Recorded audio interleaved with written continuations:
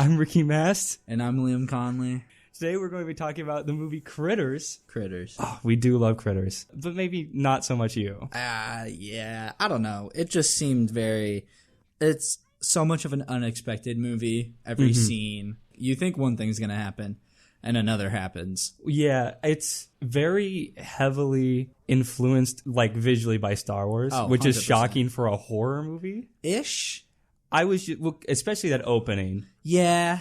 I mean, there's little bits throughout. There's like the family cat is named Chewie. Right. So obviously that's a Star Wars reference. But like just in general, like it has a very weird Star Wars vibe. I was going to say, like, especially that opening scene where the dude, I was going to say walks in, but he's just floating. Like, oh, he has the guy no in legs. the chair. Yeah. That, like, whole room is very much like Star Wars-esque. Yeah. I enjoyed it. I know you weren't like keen on it, but even though I don't think it's an amazing movie, I think it's a lot of fun. I think it's just cute fun. I feel like it's good with other people around watching it. Because, I mean, like, I basically watched it while you were around. Yeah, I was doing other things. You were doing other things, and I was watching the movie. But when you watched it, nobody else was around. No, I watched it just originally by myself. It plays on the fact that it is a PG-13 movie. It's fun for the whole family, maybe. Maybe.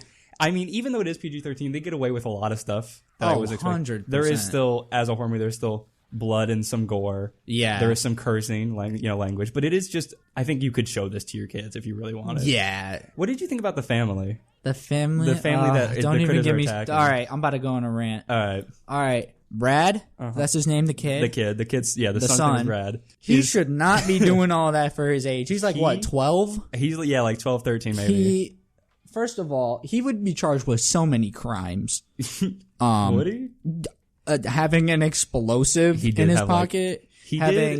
Holding possession of a firearm. He called them fireworks, but he definitely just had like a full stick of C4 at one point. Oh, 100%.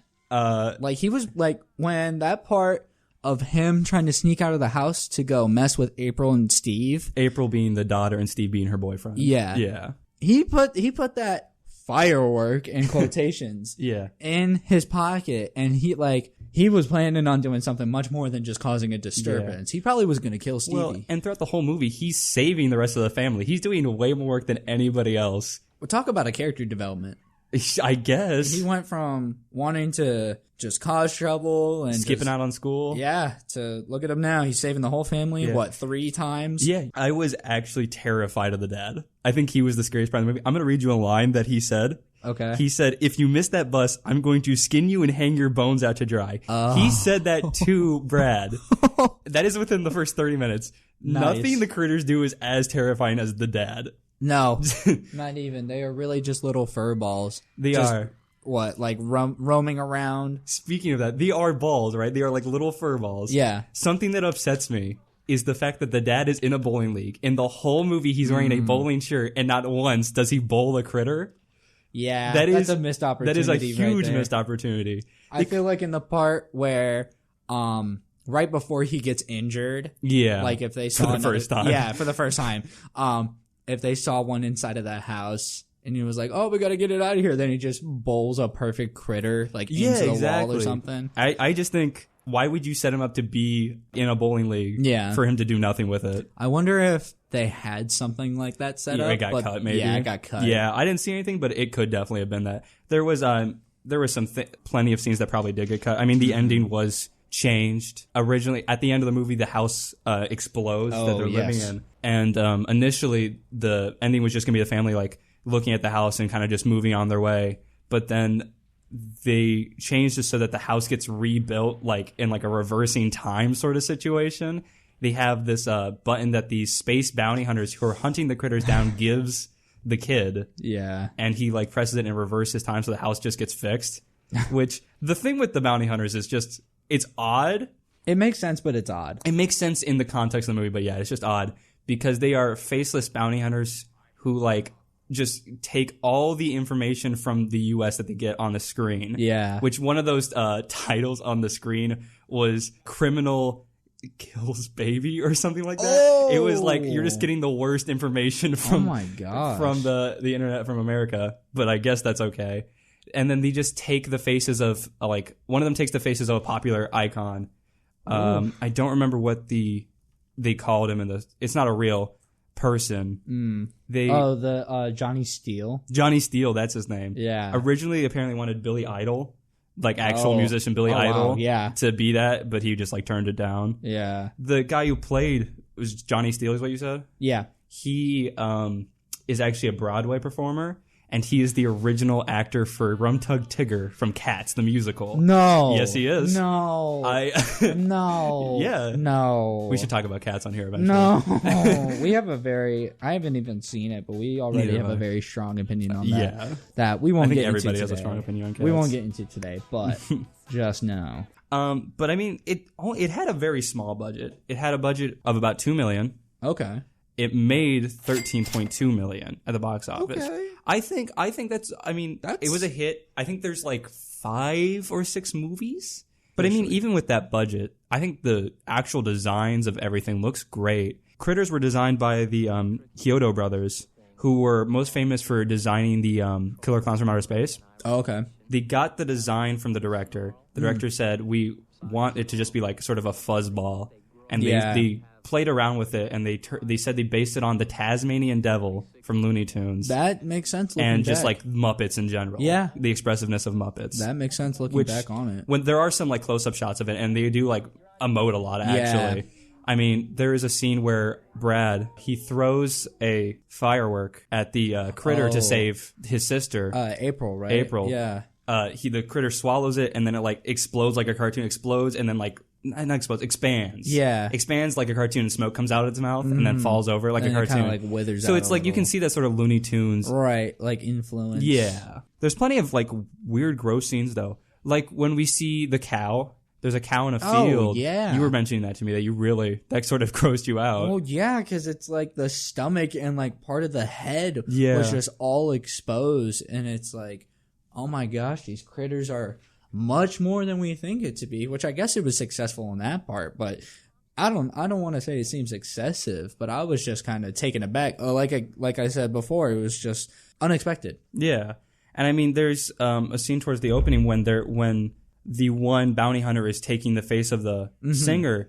They have this shot where it's like his skin is peeling onto him, which that was actually shot in reverse, is what happened. So they had a fake bust of Terrence Mann's head. Okay. And they like had heat guns on it, and so it would melt away the fake skin and like the fake stuff, and then they just played it in reverse. That's odd. And so it looked like it was coming up onto his head. That's pretty cool. And it just looks amazing. Something I don't understand is the critters have like quills that shoot out and they hit the mother and I was gonna say, April's and apparently neck. they're like sleeping darts. Yeah, but they're still like awake. Yeah, because the mother gets hit and she just does not fall asleep. She kind of just gets hit and kind of is like, oh no, I got hit by a dart. Yeah, she almost becomes unconscious. But then, I mean, I guess that could be like the father saved the mother right before she fell asleep or whatever. Because, like, April was technically asleep for, like, a second before Brad got to her. Yeah. Brad pulled the thing out. Yeah. And then immediately tells her to be quiet. Yeah. She just wakes up in a spaceship, and Brad's like, you need to be quiet. Listen, we're getting you out of here. I'd be terrified. I'd be terrified, too. But, I mean, she saw her boyfriend die. Oh. That scene's really good, because it's the first time we really get to see the critters do critter things. Yeah. Is Steve, her boyfriend, played by Billy Zane from Titanic. He goes to change the tape in the tape player, and it like bites off his fingers, which you can clearly see he's just holding back to like hide the fact, and they just cover in like fake blood. And then they like jump at his stomach and just start like eating out. Apparently they shot like 20 minutes of footage for that scene, and it was only like not even a minute. It was like 30 seconds long. That was really short because they like cut to him, that happened, and then immediately cut out to like the shot of the house. Yeah, apparently there's this whole fake Billy Zane body with a hole in his stomach where they can just like sit a critter in perfectly. Huh. They're like hardened war criminals. Wait, I want to talk about that for a second. Oh, yes, that's right, because at the very opening, they're going to an asteroid prison. The bounty are bringing them in to an asteroid prison, and they're talking about, we're bringing in 8 Krites, which is what they're called. They're called Krites. Because, and they said that. They said they had to kill 2 of them. Right. Because they were eating too much food. But it's like they have to go to space jail Yeah. So that means they've done actual crime, other than just, like, obviously eating people or killing people. They've done actual hardened criminal time. I want to see that list. I want to see that, too. Like, I want to see how many counts of, like, loitering they've done. Loitering. Like, yeah. Like, the most, like, basic thing ever. Jaywalking. Yeah, right. The critters are jaywalking. I think probably they'd have none just because they roll. But that's True. my thing. Well, no, they have little feet. Yeah, but I don't know. The way that you worded it, like going all the way to space jail, it implies that like they've done a crime so horrible and terrible that they have to go out of Earth to be kept away. Well, I don't know if they're initially from Earth. That's the thing. I'm saying they're from a different planet. Mm-hmm. These Krites committed a crime, like jaywalking. Or, you know, petty theft, whatever. Sure. You know, they stole a pack of gum down on 7th. Yeah. And they got arrested for it and went to space jail. Like, they blow up to get out of space jail. They blow up a wall and steal a spaceship. This is in the first, like, 5 minutes. Yeah. 5-10 minutes. Yeah. It's like the dude floats in. He goes, all right, we need to keep him contained. Boom. Immediately, wall open. They've taken the ship. Okay, what? You just see a 8 shot. 8 critters. Yeah, 8 critters, by the way. And you just see them slowly start to fly away. And then they go, wait, hold on. You see the turret go, 1 shot. Yeah. Boom. Gone. And then they say, you know what? We're going back to Earth. They're vindictive. Because these do that, they shoot the asteroid prison, but then at the end, when they blow up the house, they could have just left because they were going to leave, and they stop, blow up the house, and then start leaving. There's no reason for them to be so vindictive. There's a lot of great like animatronic work that goes on for the Krites. The eyes glow red. Yeah. Which is apparently they put some sort of reflective material off side of the camera, and they would shine a light on it, and the light would bounce off the thing they put out, like this giant lens, and then bounce back onto the eyes that would give it like this red glowing effect. Because when I was watching it, I thought it was like a post production sort of red glow they added in, but it was a completely practical thing they got in camera. Wow. Which I think it looks really good. Yeah, especially with them like turning their heads too. Oh yeah, and I mean it really makes their eyes pop. Yeah. When they are just like these sort of gray black blobs. I think it has this really nice 80s sort of schlocky feel to it. It's very cliche 80s movie, but I kind of love it for that. But that's all I've got to mention. Overall, a solid. Should people watch this movie? I think so. I feel like with a group of people you should. I think it's one of those like, it's a movie you get everybody together. You get like a giant bowl of popcorn. You all sit down and watch and make fun of critters. For like an hour and 30, because it's literally only an hour and a half. Yeah.